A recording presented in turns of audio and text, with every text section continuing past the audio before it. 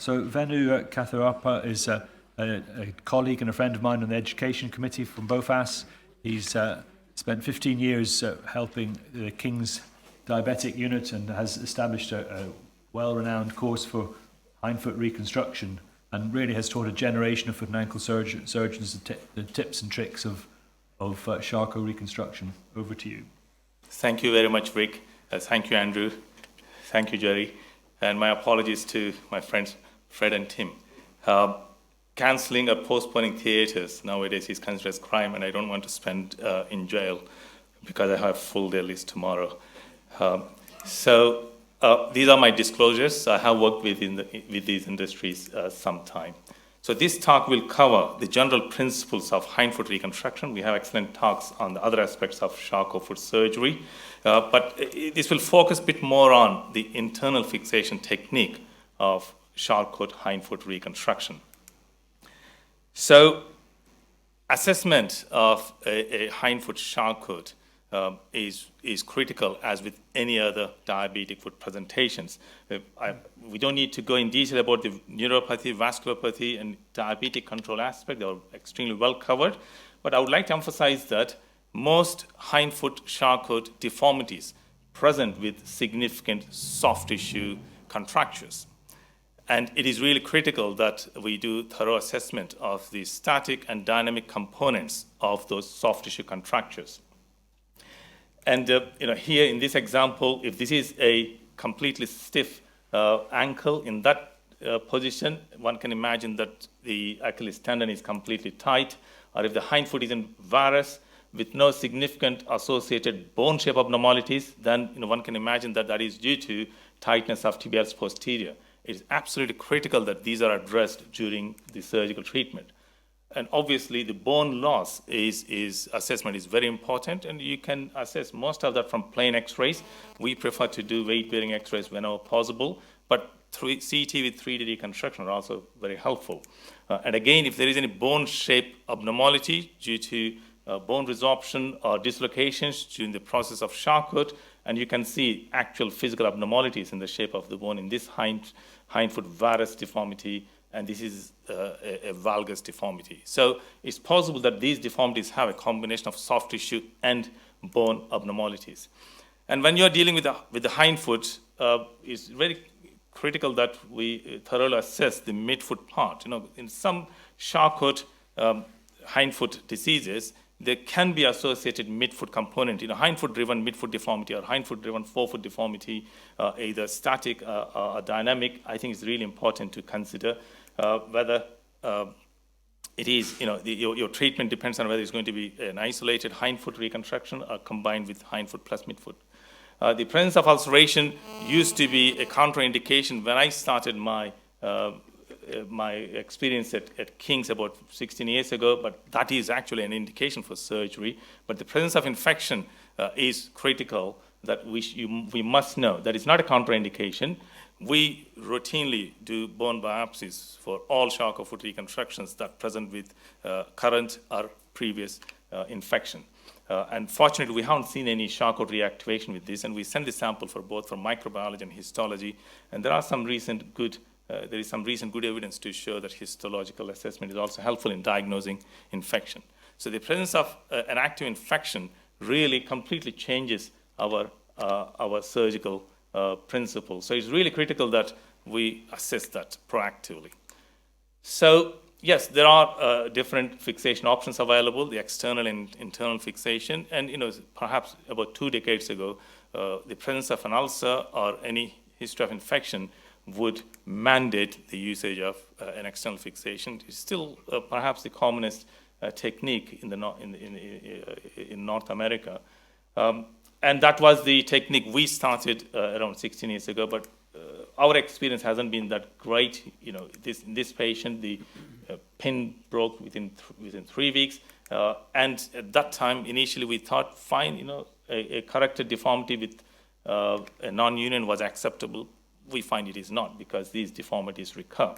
So even if you look at the most recent systematic review from our team, done about 4 years after Dane Vukic's, but it's interesting to see that the internal fixation is becoming increasingly common globally. The blue graph represents internal fixation. And also we have seen more industries showing interest in internal fixation. So this talk will focus predominantly on internal fixation, which is our primary fixation method. So I'll just briefly go through the principles of surgical steps of hind-foot reconstruction, not in detail. We prefer to use a single major incision for the correction, and preferably incorporating ulcer. The greater the number of incisions you make, the greater the risk of infection. And again, you don't need to do multiple incisions. Release of contractured tendons is critical. Wedge or rhomboid bone resections to correct the fixed deformity.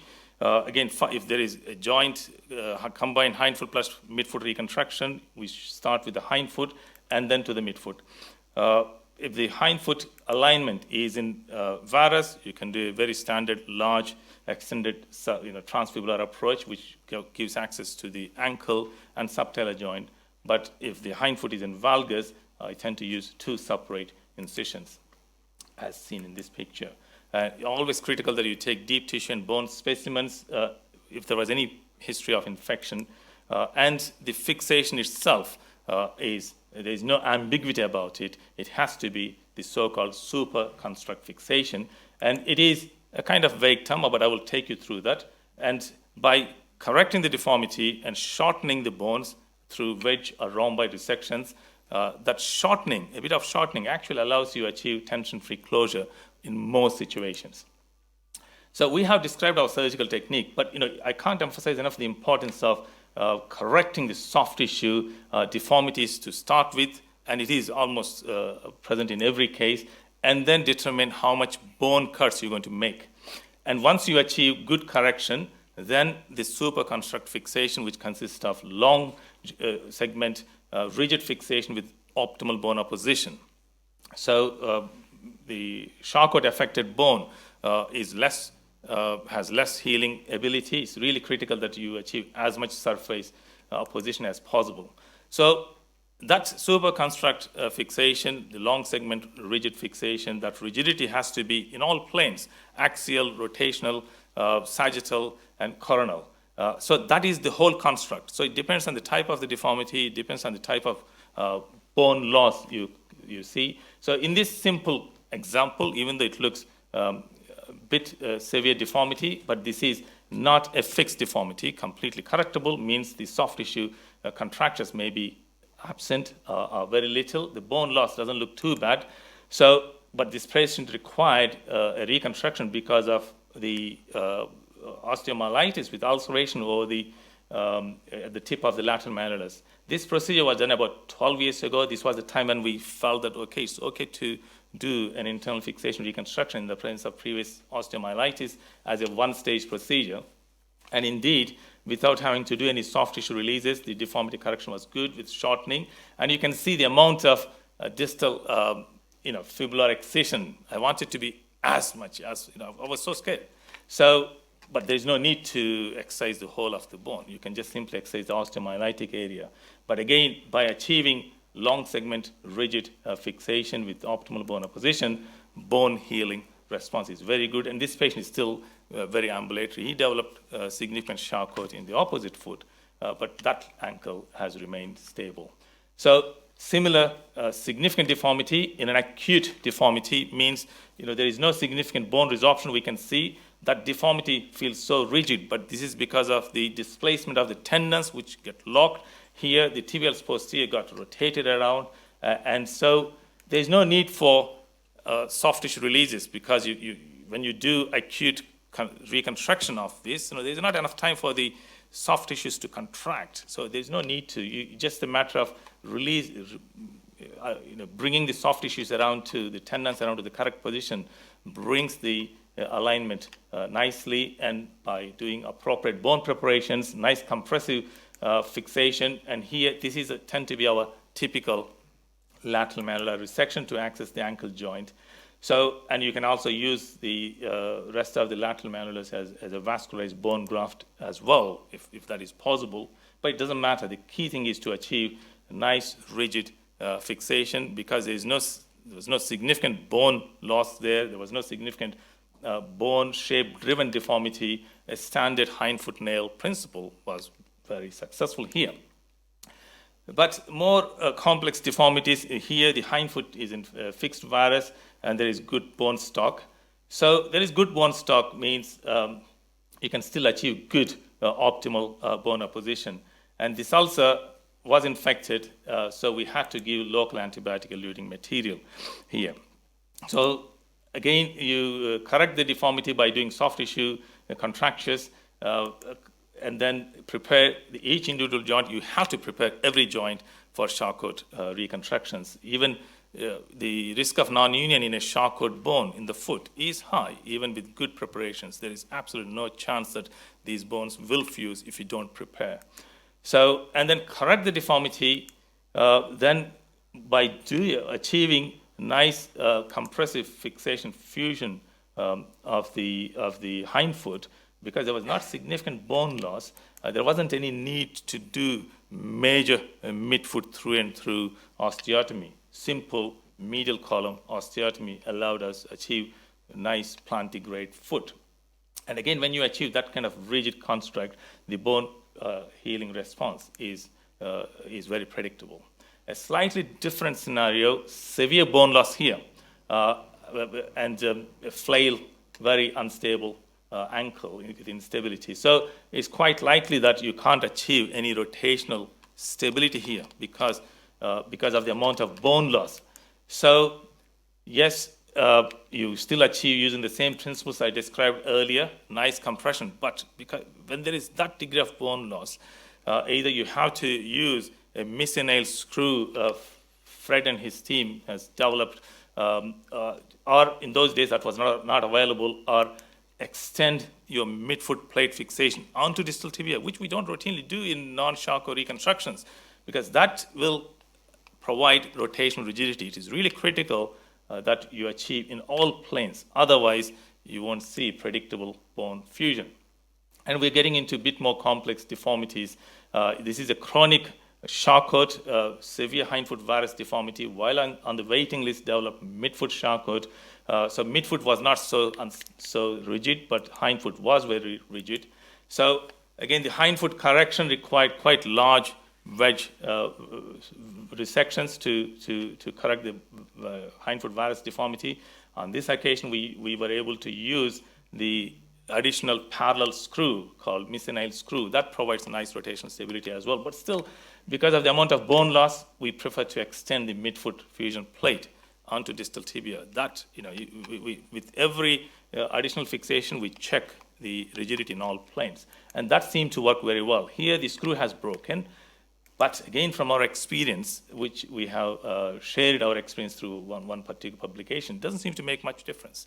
As long as you achieve full correction and bone fusion, that is not a problem. Even more rigid deformity of the hindfoot plus midfoot with SFA occlusion as well. Obviously, the vascular side has to be addressed first. Here, this hindfoot and midfoot has everything, soft tissue and bone contractures and previous infection. So again, quite aggressive, but even then, because the hindfoot is in varus, a long translateral malleolar approach provides access to both the ankle and subtalar joint and lateral part of the midfoot, and with additional small medial incision, you can still achieve full correction. So correct the hindfoot, reduce the ankle joint and then subtalar joint through your soft tissue releases and bone wedge corrections. Ignore the midfoot, but achieve nice compressive fusion, nice rigid fixation. Then see the residual deformity, and through wedge cuts, you can correct that part of the midfoot deformity, derotate, and bring the forefoot back into normal alignment. Again, you can see the medial column plate has been extended to distal tibia. When there's so much bone loss, no matter however clever we are, we can't seem to achieve adequate rotational stability. Either you have to use a miscenaneous screw or extend the plate, and that is the only way by which we can achieve that all rigidity in all planes. But as the complexity increases, infected Charcot or diabetic foot presentations are becoming more common. This lady was extremely active, happened to be diabetic, had that fracture, beautifully fixed in the local hospital, was allowed to weight bear after 6 weeks, but unfortunately the metalwork failed, and then they did arthrodesis. That failed, got infected, and in that unit they have a very large recon unit, and that resulted in non-union and again nail as well. And by this time, she developed infection of the around the nail and the pus pouring out. And of course, do we really want to reconstruct such? But from the patient's point of view, she was very active, 1.5 years before that happened. So she was keen for a limb salvage. If you have a very committed patient, and it is perfectly fine to attempt. So it has to be a functional limb salvage. Means it's not just keeping the leg. The leg should be functional. The patient should be able to walk around. And Dane, Professor Vukic mentioned about the aim of reconstruction, but here one has to achieve the infection eradication. Without that, we can't achieve stability in our reconstruction because the bones won't heal. So for that, we have to first achieve infection eradication, then achieve deformity correction, and finally you will get solid bone fusion. That requires stage reconstruction. And we have just recently got our 26 case series paper accepted for the BJJ. But I'll just quickly go through what we do. Again, surgical debridement is critical. You have to remove all the macroscopically infected material. Otherwise, it will be a non-starter. And then, if there is any previous history of infection or current infection, again, bone biopsy is very important.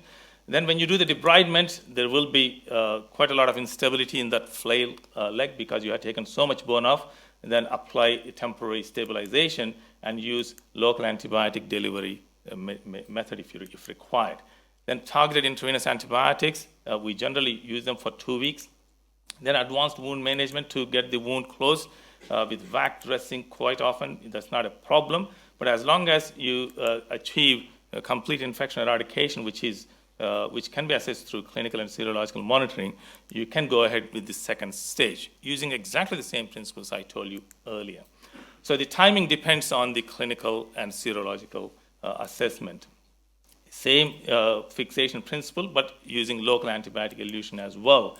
So just finish off with this example, very severely MRS infected ankle with complete resorption of the bone. You can see the amount of osteomyelitic area. Again, aggressive debridement. You have to remove all of that necrotic infected area.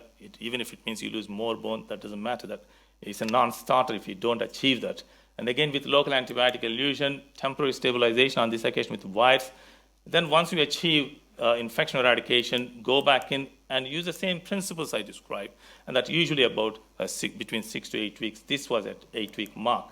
Going back to the same case, that lady, yes, she went ahead with reconstruction. So first stage, you can see the amount of debridement, all of the antibiotic-loaded calcium pellets that occupying all of that bone debridement area. Not a problem. And temporary stabilization, but that debrided ulcer, again, if it heals well, means you are achieving infection eradication. If CRP comes down to normal and stays down normal, fine, you have achieved infection eradication. The pin sites look good. The sugar control is fantastic. So in that situation, you can go back in and do the reconstruction. Apart from one patient, out of 27 two-stage reconstructions, one patient did not have the second stage because we didn't achieve eradication. So in this patient, again, the foot looks good, nice and stable. Using a modified shoe, she was able to walk. So with that, we have shared our outcomes in these publications, and Nigel Vasukuti is around in here. But this most recent one talked about 78 feet. We've done about 150 reconstructions so far. So in that one, quite large portion of ASA3, high BMI, preoperative ulceration, 51%, chronic renal disease. 18 of them had active infection requiring two-stage reconstruction. But looking at the outcomes, 95% of these are ambulatory at 4.1 years. 12 have died. Hind-foot fusion, bone fusion was achieved in 90%. It is still not perfect, but I suspect once we see further developments in the metalwork, we will see even better fusion. These come with a high rate of metalwork failure. So I would like to conclude that these had very aggressive vascular management and very aggressive and targeted infection control. That I didn't discuss in detail. And with advanced wound care and this modern durable fixation technique we've been using, a patient-centered multidisciplinary approach. That long segment rigid fixation has to be specific to that particular deformity, that particular patient's requirement. With your permission, I would like to welcome all of you to the next King's annual Charcot Conference as a joint event with the International Association of Diabetic Foot Surgeons. It is going to be a hybrid event, but initially we had open only very, very few face-to-face registrations, which got closed a few days ago, but we are reopening following the Prime Minister's announcement. So we can take the full capacity. So thank you very much for your attention. I appreciate your invitation. Thank you very much, Andy.